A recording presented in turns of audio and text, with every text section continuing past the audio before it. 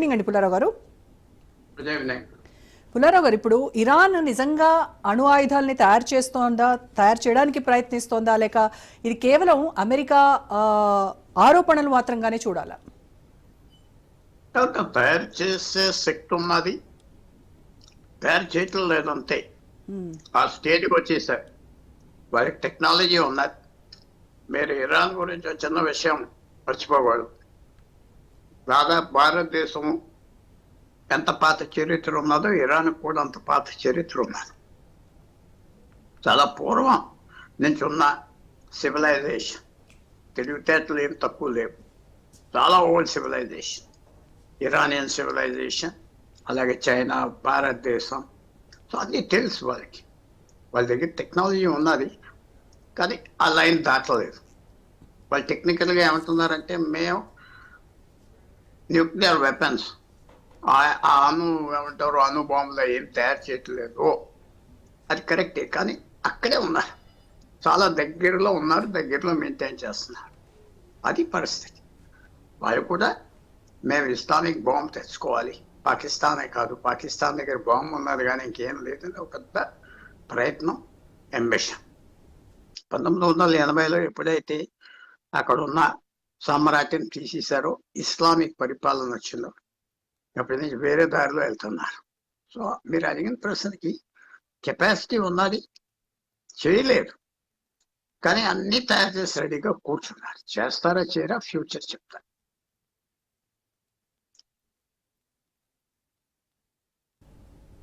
Sir, అయితే Trump Iran పై సైనిక చర్యల గురించి హెచ్చరిస్తున్నాడు కదా, మరి అంటే ఇది కూడా కేవలం ఒక ఒత్తిడి తంత్రంగానే మనం చూడాలంటారా?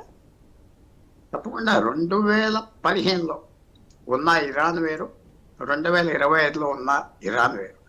2015లో సంతకం పెట్టారు అగ్రిమెంట్, మర్చిపోవద్దు. 2015లో పెడితే ట్రంప్ ప్రెసిడెంట్ అవ్వాడు. 2016, 17, 2018లో అగ్రిమెంట్ చెప్తే అగ్రిమెంట్ అని బయటకు వచ్చేసాడు.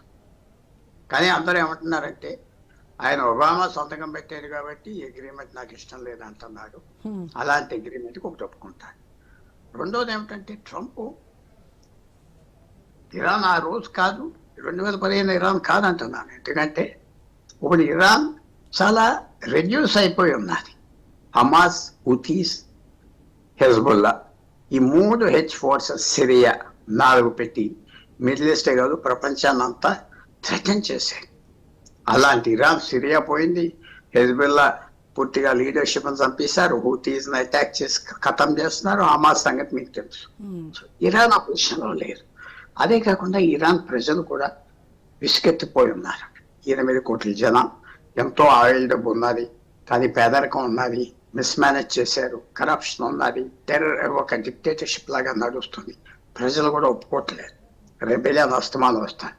సో ఇరాన్ కూడా అమెరికాతో ఏదో సంతకం పెట్టి బయటకు వచ్చేస్తే వాళ్ళ మీద ఉన్న బ్యాన్లు ఇవన్నీ ఎత్తేస్తారు. ఇరాన్ ఆయిల్ అక్కడక్కడ అమ్ముకోవచ్చు, మళ్ళీ స్టెబిలైజ్ అయిపోవచ్చు. సో ఇరాన్ కూడా అగ్రిమెంట్ కోసం చూస్తారు.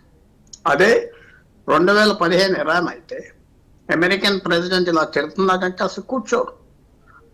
ఇప్పుడు లొంగిపోయారు చాలా వరకు ఇరాన్. అందువల్ల వాళ్ళు ఫస్ట్ మీరు ఇందాక చెప్పింది ఒమాన్ అనే దేశంలో టాక్స్ పెడితే డైరెక్ట్ టాక్స్ కాదు, ఇండైరెక్ట్ టాక్స్ అన్నా. ఎందుకంటే డైరెక్ట్ టాక్స్ అయితే ఎంబారసింగ్ గా ఉంటుంది, అమెరికా విత్డ్రా అయిపోయింది, ఇరాన్ పొమ్మన్నది తిడతారని. డైరెక్ట్ టాక్స్ అంటే ఎవరో మధ్యవర్తి పెట్టుకొని మాట్లాడుకున్నాం. ఇప్పుడు నెక్స్ట్ టాక్స్ రోమ్లో జరగబోతున్నాయి. చాలా వరకు అగ్రిమెంట్ వచ్చేస్తారు. ఒబామా ఏమి అగ్రిమెంట్ సంతకం పెట్టాడో ఆ అగ్రిమెంట్ సరిపడతారు ట్రంప్కి. ట్రంప్ ఏంటంటే రష్యాతో నేను శాంతి తీసుకొచ్చా, ఇరాన్తో తీసుకొచ్చా, నేను పీస్ ప్రెసిడెంట్ శాంతి ప్రెసిడెంట్ అని చెప్పుకోవటానికి ఆయన తొందరలో ఉన్నాడు. అందుకనే ఆయన స్టైల్ ప్రకారంగా థ్రెటన్ చేస్తున్నాడు, ఏదో అగ్రిమెంట్ పెట్టేద్దామని. ఇవన్నీ ఇలా ఉండగా ఇజ్రాయెల్ ప్రైమ్ మినిస్టర్ మొన్న నెతాన్యాహు వాషింగ్టన్ వచ్చాడు. ఆయన డొనాల్డ్ ట్రంప్ ప్రెస్ కాన్ఫరెన్స్లో కూర్చున్నప్పుడు ఆయన ముందరే అనౌన్స్ చేశాడు డొనాల్డ్ ట్రంప్, మేము ఇరాన్తో టాక్స్ మొదలు పెడుతున్నామని. అలాగే వార్నింగ్ కూడా ఇజ్రాయెల్ ప్రైమ్ మినిస్టర్, నువ్వు పాస్ చేయొద్దు, ఇది నీ లెక్క లేదని చెప్పడానికి. సో ట్రంప్ అగ్రిమెంట్ కోసం ట్రై చేస్తున్నాడు. ఒక మంచి అంబాసిడర్ని పంపించాడు, మర్యాదస్తుడు అని ఇరాన్ కూడా ఒప్పుకున్నారు. అది ముందరికి వెళ్తా ఉన్నది ఆ పని. అగ్రిమెంట్ వచ్చేస్తుంది, ఇరాన్కి ఏం నష్టం లేదు. ఏదైనా సంతకం పెట్టేస్తారు. ట్రంప్ గండం దాటిపోతే అయిపోయింది. 4 సంవత్సరాల తర్వాత చూద్దాం. మన ఆయిల్ అమ్ముకుంటాం, మళ్ళీ డబ్బులు చేతిలోకి వస్తాయి, మనకి మళ్ళీ పీస్ మొదలు. వస్తాయి. Yeah. ఇరాన్ ప్రజలు కూడా లొంగిపోతారు, లేకపోతే బెదిరిస్తున్నారు. సో ఇరాన్ కూడా అగ్రిమెంట్ కావాలి, చాలా కావాలి. ఈ 2015 న్యూక్లియర్ డీల్ ఇది దీని యొక్క అసలు మెయిన్ నిబంధన ఏంటంటారు? ఎందుకు ఇరాన్ దీని నుంచి వెనక్కి తగ్గింది? ఆ టర్మ్స్ అండ్ కండిషన్స్ ఏంటి అసలు? ఇరాన్ తగ్గడం కాదు, ట్రంపే ఎరగొట్టేశాడు అగ్రిమెంట్. ఓ ట్రంప్ ఎరగొట్టేశాడు. గెట్ అవుట్ అన్నది చెత్త అగ్రిమెంట్, ఏం బాగోలేదు. మీకు ఈ అగ్రిమెంట్ ఒబామా నెగోషియేట్ చేసింది ఇరాన్ ఫేవర్ లో ఉన్నది, న్యాయం కదా. ట్రంపే బయటకు వచ్చేసాడు అనౌన్స్ చేసి. ట్రంప్ బయటకు వచ్చాడు, ఇరాన్ కాదు. ఇరాన్కి అగ్రిమెంట్ కావాలి, వాళ్ళు చేసే పని చేసుకుంటారు. ఈ అగ్రిమెంట్ ఉంటే వాళ్ళు ఆయిల్ అమ్ముకోవచ్చు, మంచి ధరలు వస్తాయి, బిజినెస్ చేసుకోవచ్చు, ఎన్నో బంధాలు తగ్గిపోతాయి. ఓ సో ట్రంపే అనమాట మొత్తానికి, అమెరికానే పేరు కొట్టాడు. ఈ న్యూక్లియర్ డీల్లో మరి రష్యా అండ్ చైనా ఎలాంటి పాత్ర పోషిస్తున్నాయంటారు? వాళ్ళ దగ్గర రారు. చైనాకి ఇరాన్తో మంచి సంబంధం ఉండేదా, దగ్గర రారు. రష్యాకి ఇరాన్కి మంచి సంబంధం ఉండాలి. రష్యా డొనాల్డ్ ట్రంప్ చేసింది చెప్పింది చేసే, వాడు ఉండే 4 సంవత్సరాలు వాడితో తగ్గవద్దు, తర్వాత చూసుకుందాం, ఈ తుఫాన్ తప్పించుకోవాలి అని రష్యా కూడా ఇచ్చే సలహా. ఒకళ్ళకి సలహా ఇచ్చేది ఏంటంటే, డొనాల్డ్ ట్రంప్ ఇష్టం వచ్చింది చేస్తాను. తర్వాత మీరు ఇంకో విషయం కూడా మర్చిపోకూడదు. 2016 జనవరిలో ఎప్పుడైతే 2020 జనవరిలో Trump Iran army head Hussaini అని, మోస్ట్ పవర్ఫుల్ ఫెలో, వాళ్ళ ప్రెసిడెంట్ తర్వాత అతన్ని ఇరాన్ విజిట్ చేస్తున్నప్పుడు అతను చంపించేశాడు. చంపించేసానని నేనే చంపించానని చెప్పాడు కూడా. నువ్వు మిడిల్ ఈస్ట్ అంతా ఉగ్రవాదీని పెంచుతున్నావు, నీకు బుద్ధిని చంపేశాడు ట్రంప్. అప్పుడు దాంట్లో స్టోరీ, వాళ్ళ రిలీజియస్ హెడ్ ఎవరైతే ఉన్నారో ఇరాన్ రియల్ లీడర్, ఆయన ఏదో తిడతాం మొదలు పెడితే ట్రంప్ ఏమన్నాడంటే, చూడు నీ కూడా ఎక్కడున్నాదో తెలుసుకున్నారు, మోసుకో అన్నాడు. మోసుకున్నాడు. సో ట్రంప్తో తగు పెట్టుకో, ఇరాన్ కూడా ఏదో రకంగా తప్పుకుందాం, ఇతనితో గొడవ వస్తే మనం అవమానం పడిపోతాం అనే ఫీలింగ్ ఉన్నా. సో ప్రస్తుతం అమెరికాకి లొంగిపోయింది ఇరాన్, ఈ అగ్రిమెంట్ కూడా ఒప్పేసుకుంటా. అందుకేనేమో ఇరాన్ కూడా ఇప్పుడు క్లెయిమ్ చేస్తుంది, అంటే న్యూక్లియర్ ప్రోగ్రామ్ని ఏదో పీస్ఫుల్ పర్పస్ కోసమే నేను చేస్తున్నాను తప్ప దీంట్లో వేరే ఏం లేవని చెప్తున్నారు. మరి అలాంటప్పుడు దీన్ని వెరిఫై చేయడానికి ఏమన్నా ఇంటర్నేషనల్ ఆర్గనైజేషన్స్ అంతా ఉంటుంది. వెరిఫై చేయడానికి పద్ధతి ఉన్నాయి, ఇన్స్ట్రుమెంట్స్ ఉంటాయి, ఇన్స్పెక్టర్స్ వస్తారు జెనీవా నుంచి. అటామిక్ ఎనర్జీ ఇన్స్పెక్షన్ ఏజెన్సీ ఉన్నది యునైటెడ్ నేషన్స్, వాళ్ళు వచ్చి చూస్తారు ఏమేమి ఉన్నాయి. అది ఒక సిస్టమ్ ఉన్నది, అది న్యూక్లియర్ బాంబులు చేస్తున్నారా లేదా అది చాలా వరకు వాచ్ చేస్తారు. తర్వాత nuclear scientist, head nuclear scientist Iran ఒక 4-3 సంవత్సరాల క్రితం ఇజ్రాయెల్, అతనికి ఉన్న సెక్యూరిటీ ఆ ప్రెసిడెంట్ కూడా లేదు ఇరాన్, అతను చంపించేశా. అతన్ని మెషిన్స్ తో చంపించేశా ఇజ్రాయెల్. సో ఇవన్నీ జరుగుతున్నాయి. ఇరాన్కి రిస్క్ వచ్చేసి, ఇరాన్కి అమెరికాతో ఎంతో గొడవ పెట్టుకుంటే మన నాయకులు తీసేస్తారు, మన రెజీమ్ పడిపోతుందని శాంతి కోరుతున్నారు. వాళ్ళే కోరుతున్నారు, వాళ్ళే సొంతం రోజుల్లో, రాబోయే రోజుల్లో అదే మీకు చూస్తారు. అయితే ఇప్పుడు మీరు ఇందాక అన్నారు ఒమన్తో ఆల్రెడీ చర్చలు జరిగాయి ఒమన్లో, అలాగే రోమ్లో కూడా జరగబోతున్నాయని చెప్పారు. అంటే ఈ చర్చలు ఏ రకమైనటువంటి ఫ్రేమ్ వర్క్ని ఎస్టాబ్లిష్ చేస్తాయంటారు? అంటే మెయిన్ ప్రైమరీ ఆబ్జెక్టివ్స్ ఏంటి? ప్రైమరీ ఆబ్జెక్టివ్స్ అమెరికాకి ఏంటంటే, ఇరాన్ న్యూక్లియర్ వెపన్స్ చేయకూడదు, ఇరాన్ అసలు న్యూక్లియర్ ప్రోగ్రామే వద్దు, మీరు అన్ని దొంగ మాటలు చెప్తున్నారు, అక్కడ మీ దగ్గర న్యూక్లియర్ వెపన్స్ వస్తే ఇజ్రాయెల్ని థ్రెటన్ చేస్తారు. తర్వాత ఇరాన్ షియా దేశం, అక్కడ ఉన్న సున్నీ దేశాలు Saudi Arabia, Kuwait, Emirates, Egypt, వాళ్ళకి ఇరాన్కి పడదు. వాళ్ళేమో ఇరాన్ కూడా అమెరికాను రెచ్చగొడుతున్నారు, ఇరాన్ లొంగేసేమని వాళ్ళు రెచ్చగొడుతున్నారు. సో ఈ పాలిటిక్స్ అంతా ఉన్నాయి. ఇరాన్కి తెలుసు ఇరాన్ వీక్ పొజిషన్లో ఉన్నారు. ఎవరు డిఫెండ్ చేయరు. సౌదీ అరేబియా లాంటి దేశాలు వెనకాల నుండి రెచ్చగొడుతుంది అమెరికా. సో ఇవన్నీ చూస్తే పరిస్థితి ఎలా వచ్చిందంటే ఇరాన్కి ఓ 10 సంవత్సరాల క్రితం ఉన్న పవర్ ఇవాళ లేదు. ఇరాన్ ఒక ఇరిగిపోయిన ఫోర్స్. సో డొనాల్డ్ ట్రంప్ బెదిరిస్తున్నారు. ఆ బెదిరింపులు ఏమవుతాయంటే ప్రపంచం అంతా నవ్వుతారు ఇరాన్ చూసి. అందువల్ల అది తప్పించుకోవటానికి ఇరాన్కి అన్ని విధాలుగా పీస్ కోసం ఎదుగుతున్నారు. సో మీరు అన్నది ఏమి అగ్రిమెంట్, సేమ్ అగ్రిమెంట్ ఉంటాయి. ఒబామా కష్టపడి అగ్రిమెంట్ తీసుకొచ్చి 2015 తీసుకొచ్చింది ఏదైతే డొనాల్డ్ ట్రంప్ 2018లో చింపేశాడో అదే వస్తాయి. ఇంకొన్ని భాష కొన్ని మాటలు తేడా అంతే, దానికంటే ఎక్కువ ఏముండదు. ఆ అగ్రిమెంట్ మమ్మల్ని ఇన్స్పెక్షన్ చేయొచ్చు, అను ఆర్మ్స్ అంతా మీరు ఇన్స్పెక్ట్ చేయొచ్చు, మేమేం చెయ్యం. మా ఎంత స్టాక్ ఉన్నది ఫ్యూయల్, ఎంత స్టాక్ యురేనియం ఉన్నది, మా మెషిన్స్ అంతా ఎక్కడ ఉన్నాయి, ఇవన్నీ చూపెడతారు. రెగ్యులర్ ఇన్స్పెక్షన్ జరుగుతూ ఉంటాయి అంతవరకు. అయితే ఇప్పుడు ఈ అణు చర్చలు ఏవైతే ఉన్నాయో వీటి ప్రపంచ ఆర్థిక వ్యవస్థ పైన ఏమైనా ఎఫెక్ట్ ఉంటుందంటారా, ఎస్పెషల్లీ చమురు ధరలపై?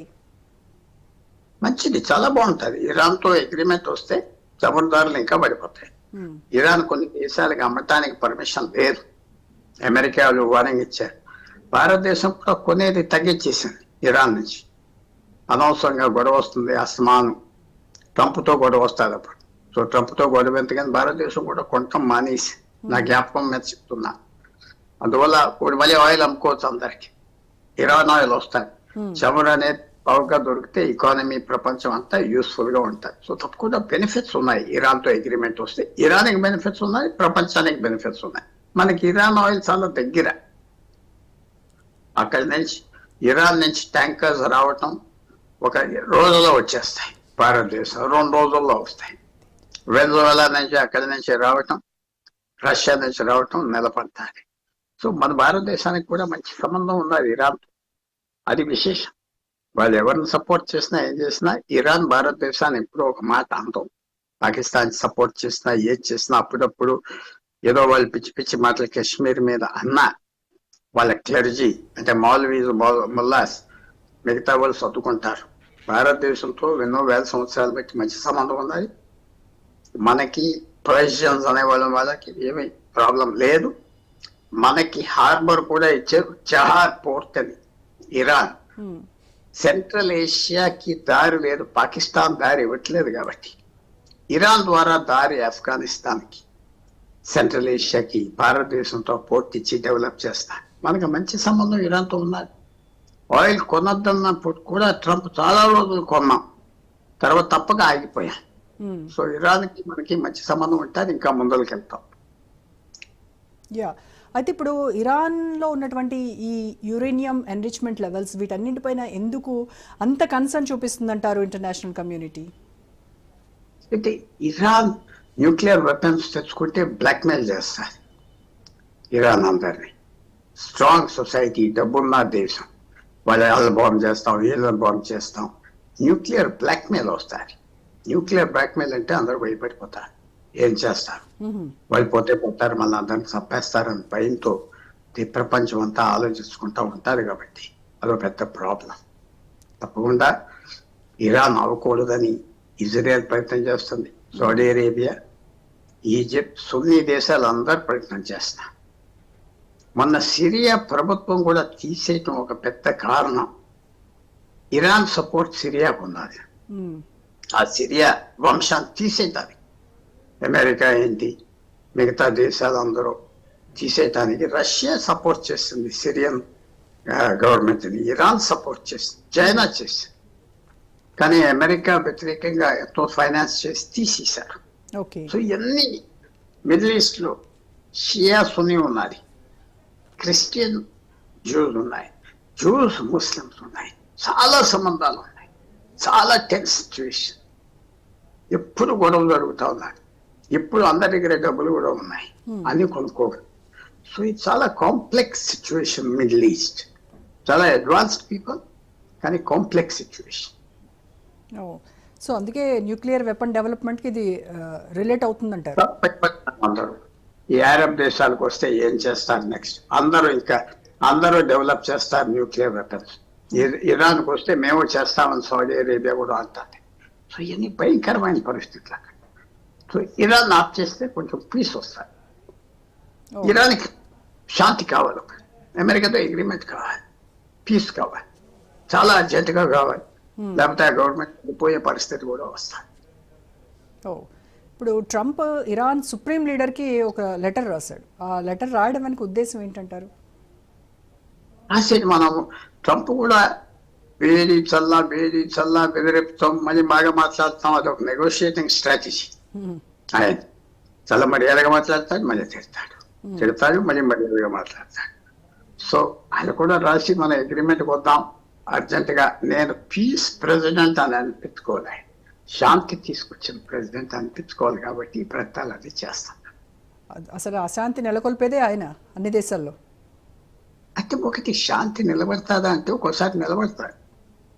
ఒక్కసారి రష్యా అమెరికా 1945 తర్వాత యుద్ధం జరుగుతుంది ఇద్దరి మధ్యన అనుకున్నా.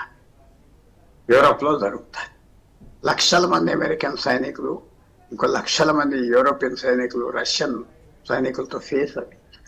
1990లో రష్యా ఎప్పుడైతే ఇరిగిపోయిందో అప్పుడు టెన్షన్ తగ్గింది. యూరోప్లో ఒక్కోసారి శాంతి ఎలా డెలికేట్గా ముందరికి వెళ్ళిపోతూ ఉంటుంది. ఒక్కోసారి యుద్ధం కూడా వచ్చి యుక్రెయిన్ యుద్ధం అనుకోకుండా రష్యా తీసుకొచ్చింది యుక్రెయిన్కి. అందువల్ల శాంతి ఒక అగ్రిమెంట్ నిలబడతాదంటే నిలబడవచ్చు, చెప్పలేం. అగ్రిమెంట్ సంతకం పెడితే అది ఎంత అది కాదంటే చెప్పలేము. ఒక్కోసారి ఆ అగ్రిమెంట్ నిలబడుతుంది, ఎంత వీక్గా ఉండినా.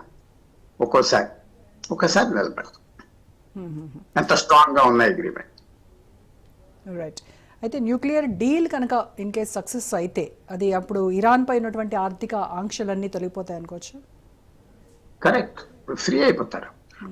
వాళ్ళ డబ్బు కూడా బ్యాంకుల్లో, యూరోప్ బ్యాంకులో, అమెరికన్ బ్యాంక్స్ లో కొన్ని బిలియన్స్ డాలర్స్ ఉన్నాయి, బయటకు వస్తాయి. ఆయిల్ ఫ్రీగా అమ్ముకోవచ్చు, మంచి ధరలు వస్తాయి, ట్రేడ్ ఉంటుంది, లైఫ్ ఫ్రీ అయిపోతుంది. వాళ్ళకి చాలా ఈజీ అయిపోతుంది. వాళ్ళకి అది కావాలి ఇరాన్కి అర్జెంటుగా, వాళ్ళ ఆర్థిక వ్యవస్థ ఇంప్రూవ్ చేసుకోవటానికి. ఎవరైనా నమ్ముతారా ఇరాన్లో పెట్రోల్ షార్టేజ్ ఉన్నదని? అదే ఆశ్చర్యం. అప్పుడప్పుడు షార్టేజ్ కూడా ఉన్నాయి. అవన్నీ పోతాయి, టెక్నాలజీ వస్తాయి, రిఫైనరీస్, కొత్త రిఫైనరీస్ తీసుకొస్తారు, వెస్టర్న్ టెక్నాలజీ వస్తాయి, వెస్టర్న్ యూరోపియన్ అమెరికన్ ఆయిల్ కంపెనీలు వస్తాయి, ఆయిల్ కొంటారు, ఎంతో మార్పు వచ్చేస్తాయి ఆటోమేటిక్గా. సో ఈ అగ్రిమెంట్ కనుక ఇరాన్ చేసుకుంటే అన్ని విధాలుగా ఇరాన్కి బెనిఫిట్. ముందర ఊపిరి సరుతారు, అది ఇంపార్టెంట్. సో ఆర్థిక వ్యవస్థని స్ట్రెంగ్తన్ చేసుకోవడానికి ఇది కనుక సక్సెస్ అయితే ఇరాన్ నిజంగా ఎక్కడికో వెళ్ళిపోద్దంట. ఎక్కడికి వెళ్ళిపోతుంది, తర్వాత వాళ్ళు ఇష్టం వచ్చినా చేసుకుంటారు. వాళ్ళని ఆ గవర్నమెంట్, ఆ క్లర్జీ అంటే ముల్లాస్ గవర్నమెంట్ అయితే వాళ్ళు ఇష్టం వచ్చినా చేస్తారు. వాళ్ళే డిసైడ్ చేస్తారు డెమోక్రసీ ఏంటి, అక్కడ ఎవరు క్యాండిడేట్స్ నిలబడతారు, సుప్రీం కౌన్సిల్ ఉన్నది. మాకు ఆ క్యాండిడేట్ నిలబడతాం ఇష్టం లేదంటే నిలబడినెవరు. ఫుల్ కంట్రోల్ 1980 నుంచి ముల్లాస్ పరిపాలన, అయతుల్లాస్ పరిపాలనలో ఇరాన్ ఉన్నది. షియా రాజ్యం, షియా రిలీజన్కి ముఖ్యత ఇచ్చింది.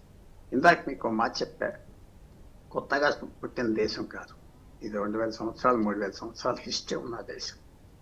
అందువల్ల వాళ్ళకి ఆ తెలివితేటలు, ఆ డిఎన్ఏ అన్నీ ఉన్నాయి. చాలా డీప్ పీపుల్, చాలా గర్వంగా ఉంటారు. వాళ్ళు అరబ్స్ కాదు, మళ్ళీ అరబ్స్ కి వాళ్ళకి చాలా తేడా ఉన్నది. అరబ్స్ వేరే రేస్, అరబ్ లాంగ్వేజ్ ఉన్నది. ఇరానియన్స్ కి పర్షియన్ లాంగ్వేజ్ ఉన్నది. మీకు ఇంకో విషయం కూడా తెలుసు కదా, భారతదేశంలో పర్షియన్ అఫీషియల్ లాంగ్వేజ్ 200-300 సంవత్సరాలు. నైజాం హైదరాబాద్ లాంగ్వేజ్ కూడా పర్షియన్. సో మనకి వాళ్ళకి మంచి కాంటాక్ట్స్ ఉన్నాయి, మంచి కాంటాక్ట్స్. అది భారతదేశానికి ఇరాన్కి ఇప్పుడు అప్పుడప్పుడు పాకిస్తాన్ చాలా పాస్ చేయడానికి చూస్తే అంతవరకు అవ్వలేదు. ఇప్పుడు ఇంకో విషయం ఏంటంటే ఇరాన్ అక్కడ బలూచిస్తాన్ బోర్డర్లో ఉన్నది పాకిస్తాన్. బలూచిస్తాన్లో గొడవలు జరుగుతాయి. ఇరాన్ కూడా తలుచుకొని సపోర్ట్ చేస్తే బలూచిస్తాన్ వెళ్ళిపోతారు. ఇరాన్ చేస్తారా, చేయకుండా కూర్చున్నారు. సో ఇరాన్ కూడా ఇంపార్టెంట్ ప్లేయర్ భారతదేశం. అవతల పక్కన బోర్డర్ పాకిస్తాన్. ఇరాన్ కనుక బలూచిస్తాన్కి సపోర్ట్ చేసి అంటే ఆ ప్రావిన్స్ విడిపోవడానికి కనుక సపోర్ట్ చేసినట్టయితే మరి పాకిస్తాన్కి ఇరాన్కి మధ్య పెద్ద వారే జరగబోతుంది అనుకోవచ్చా? పాకిస్తాన్ వార్ చేసే వదలదు కదా పరిస్థితి, పాకిస్తాన్. ఇరాన్ కూడా వార్ చేసే పరిస్థితిలో లేదు. ఇరాన్ కూడా బలూచిస్తాన్ గురించి యుద్ధానికి వెళ్తాం కష్టం. ఇరాన్ ఉన్న ప్రాబ్లం ఎప్పుడు ఏంటంటే ఇజ్రాయెల్తో పెద్ద ప్రాబ్లం అయిపోయింది. ఇరాన్ తెచ్చుకున్నది ఇజ్రాయెల్తో ప్రాబ్లం. ఆ ప్రాబ్లం జరుగుతూ ఉన్నది. వాళ్ళే మేమే రక్షిస్తాం, ఇజ్రాయెల్ అంచేస్తామని దిగేక 1980 నుంచి వాళ్ళు ఈ విరోధం కొనుక్కున్నారు. లేకపోతే ఇరాన్ చాలా పవర్ఫుల్ కంట్రీ అయిపోతుంది. వాళ్ళే విరోధం కొనుక్కున్నారు. ఆ విరోధం చాలా వరకు ఇరాన్కి ఉపయోగపడలేదు. అయితే ఇప్పుడు ఈ ఇరాన్ న్యూక్లియర్ ప్రోగ్రామ్ వల్ల ఈస్టర్న్ అంటే మిడిల్ ఈస్టర్న్ కంట్రీస్ పర్టికులర్గా సౌదీ అరేబియా, ఇజ్రాయిల్ ఇలాంటి కంట్రీస్ పై ఎలాంటి చర్యలు ఉంటాయంటారు? మళ్ళీ చెప్పండి ఒకసారి. ఇరాన్ న్యూక్లియర్ ప్రోగ్రామ్ వల్ల ఇప్పుడు ఏదైతే మిడిల్ ఈస్టర్న్ కంట్రీస్ ఉన్నాయి కదా, సౌదీ అరేబియా కావచ్చు, ఇజ్రాయెల్ కావచ్చు, వీళ్ళపైన ఎలాంటి చర్యలు తీసుకోవచ్చు అంటారు? అది ఇజ్రాయెల్ సౌదీ అరేబియా సఫర్ అవుతారు ఇరాన్ కనుక న్యూక్లియర్ వెపన్స్ వస్తాయి. ఓకే. ఇజ్రాయెల్ ఏమంటుందంటే మేము అమెరికా సపోర్ట్ తో బాంబ్ చేస్తాం అని 3-4 సంవత్సరాలు బట్టి అంటున్నారు ఇరాన్. కానీ ఇరాన్ ని బాంబ్ చేసి ఇజ్రాయెల్ యుద్ధం సృష్టిద్దాం, అప్పుడు అమెరికా కలవ చేసుకుంటాది అని ఇజ్రాయెల్ ప్లాన్ ని అమెరికా ఆఫ్ చేస్తా వస్తాం. ఎందుకంటే ఒకసారి ఇజ్రాయెల్ వార్ స్టార్ట్ చేసాక ఇరాన్ మీద అమెరికా జాయిన్ అవటం తప్పదు. అది చాలా అన్నెసెసరీ వార్. సో చాలా ప్లేయర్స్ ఉన్నారు. ఇజ్రాయెల్కి ఏంటంటే డొనాల్డ్ ట్రంప్ ఉంటాం అడ్వాంటేజ్ తీసుకుని విరోధీలందరినీ నొక్కేస్తే బాగుంటారు కదా అని ప్లాన్. అమెరికాకి తెలిసింది ఏంటంటే లిమిట్లెస్ ఎనిమిటీ వద్దు, విరోధానికి కూడా లిమిట్ ఉండాలి. అందరితో విరోధం చేసుకోకూడదు, ఎక్కువ విరోధం చేసుకోకూడదు. ప్రతి ఇంటర్నేషనల్ ఎక్స్పర్ట్కి తెలుసు అది. అందువల్ల వాళ్ళు కూడా ఇజ్రాయెల్తో ఉన్న ప్రాబ్లం అమెరికన్స్ కూడా తెలుసు. అన్ని యుద్ధాలు చేసి అమెరికన్లను ఇన్వాల్వ్ చేసుకుని వాళ్ళ ఆబ్జెక్టివ్ సాధించుకుందామని ఇది ఇజ్రాయెల్ ప్లాన్. ఆ ప్లాన్ లో ఇరాన్ ని న్యూక్లియర్ ప్రోగ్రామ్ అని బాంబ్ చేసేసి తీసేస్తే 20 సంవత్సరాల వరకు మళ్ళీ ఇరాన్ తేలుకోదు. అది ఇజ్రాయెల్ ప్లాన్. సౌదీ అరేబియా ఏంటంటే అమెరికా నల్లగవాలి, ఇరాన్ నొక్కేయాలి. ఎందుకంటే వాళ్ళు షియాసే. ఇరాన్ ఏమన్నారు, మక్కా మదీనా మీదేంటి, ఇది అందరిది, సౌదీ అరేబియా కాదు, ఇదందరూ ముస్లిమ్స్, ఈ కంట్రోల్ నుంచి బయటికి రావాలని చాలా అల్లరి చేశారు. సో సౌదీ అరేబియా కూడా తెలుసు ఇరాన్ ఒక పవర్ఫుల్ ఎనిమీ, అది తగ్గిపోతే మంచిదని పూర్తిగా తెలుసు. సో చాలా ఫ్యాక్టర్ అవుతాయి. చక్రాల్లో ఇంకో చక్రం. అక్కడ ఒక ఉల్లిపాయ మీద ఎన్ని స్కిన్స్ ఉన్నాయో, ఒక రెప్ప తీస్తే ఇంకో రెప్ప ఉంటుంది, ఇంకో రెప్ప తీస్తే ఇంకో రెప్ప. చాలా ప్రాబ్లమాటిక్ ప్లేస్ మిడిల్ ఈస్ట్. ఏదో రోజు గడుపుకుంటే వెళ్ళిపోవాలి. ఓ యుద్ధం జరుగుతుందంటే ఆప్ చేయలేకపోతే సెటిల్ చేయాలి, ఇంకో యుద్ధం జరగలేకుండా ప్రయత్నం చేద్దాం, అవుతారు చూద్దాం. ఎన్నో యుద్ధాలు జరుగుతున్నాయి అక్కడ, ఇప్పుడు కూడా జరుగుతున్నాయి. ఇజ్రాయెల్ హమాస్ కాదు, ఇజ్రాయెల్ హెజ్బుల్లా కాదు, ఇజ్రాయెల్ హూతీస్ కాదు, హూతీస్ మధ్యన ఇవన్నీ వార్ ఆఫ్టర్ వార్ ఎన్నో ఉన్నాయి యాక్షన్స్ అక్కడ. సో అందువల్ల ఇరాక్ విడిపోయింది దేశం, అక్కడ వేరే ఫైట్స్ జరుగుతూ ఉన్నాయి. టర్కీ కూడా ఒక ప్లేయర్స్. ఇవన్నీ ఫ్యాక్టర్స్. 200-300 సంవత్సరాలు టర్కీ పరిపాలించింది ఆ ఏరియా అంతా. సౌదీ అరేబియా ఎంత టర్కీ పరిపాలించింది, sultan of Turkey. First world war తర్వాత టర్కీ పోయింది. సో చాలా కాంప్లికేటెడ్. పాత విరోధాలు, కొత్త దేశాలు ఇవన్నీ ఉన్నాయి అక్కడ. సో సింపుల్ గా చెప్పాలంటే ఇరాన్ అగ్రిమెంట్ కి రెడీ. ఈ అగ్రిమెంట్ పథకం పెట్టేస్తా అమెరికా, దానికి మాత్రం గ్యారెంటీ. ఎందుకంటే మళ్ళీ పీస్ వస్తారు, 3 సంవత్సరాలు వాళ్ళకి టెన్షన్ ఉండదు. అది మెయిన్ థింగ్. అగ్రిమెంట్ సంతకం పెట్టేస్తే ఇజ్రాయెల్ కూడా బాంబ్ చేయడానికి అవకాశం ఉండదు. ఒక 3 ఏళ్ల పాటు పీస్ ని చూడొచ్చు. తర్వాత మెయిన్ థింగ్ ఏంటంటే అగ్రిమెంట్ ఉంటే ఇజ్రాయెల్ చెప్పలేదు కదా వీళ్ళు న్యూక్లియర్ బాంబ్ అను వెపన్స్ చేస్తున్నారు, ఆయుధాలు చేస్తున్నారు అని చెప్పడానికి లేదు కదా. అందుకనే అగ్రిమెంట్ కావాలి ఇరాన్కి, అర్జెంట్ గా కావాలి. Right sir, thank you so much Pullarao గారు. ఇది వాటి special drive. Stay tune to Raj news.